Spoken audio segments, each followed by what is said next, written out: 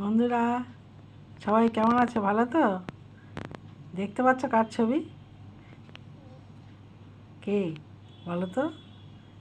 Diego Maradona. এই মারাদোনাকে নিয়ে আমার জীবনের কিছু কাহিনী, কিছু কথা, বা এই ফিফা যে ওয়ার্ল্ড কাপ, সেটা নিয়েই আজকে বলবো। একটু বড় হবে, কিন্তু তাও তোমরা শুনবে। 34 বছর পরের আগের এক কথা, এই একটা গল্প তোমাদের কাছে আমি রাখবো। 34 বছর পরের। তোমরা নিশ্চয়ই সকলেই জানো, এবারের যে বিশ্বকাপ ফাইনাল যে হচ্ছে, সেটা হচ্ছে কপ ভার্দে। এই কপ ভার্দেতে হচ্ছে বিশ্বকাপ ফাইনাল। এবারে স্পেন আর আর্জেন্টিনা থাকবে। সেই দিন, সেই সময়টা, সেই মুহূর্তটা 1990 সালের কথা আমি বলছি। তখন আজ থেকে 36 বছর আগে, এই যে বলছে, আমি তখন অনেকটাই ছোট, মাধ্যমিকও দেইনি, ক্লাস 10-এ পড়ি। কিন্তু সেই দিনগুলো আজ যেন মনে হয় সেই তো সেদিনের কথা।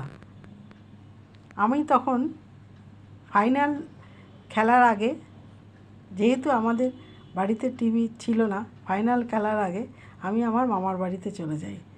এবং তখন কিছু আমাদের সময় পোস্টার পাওয়া যেত। সেই পোস্টার কেনা, কত 10 পয়সা দিয়ে, যাকে যার ভালো লাগে সেই খেলোয়াড়ের। আমি মারাদোনার ছবি দেয়ালে আটকে রেখেছি। এবারে খেলা দেখতে বসেছি আমি আর আমার মামাতো বোন, নাম পুটান। আমরা দুজন খুব ভালো বন্ধু। এখন ও আছে, কিন্তু এখন মানুষের অনেক চাপে একে অপরের সাথে দূরত্ব হয়ে গেছে।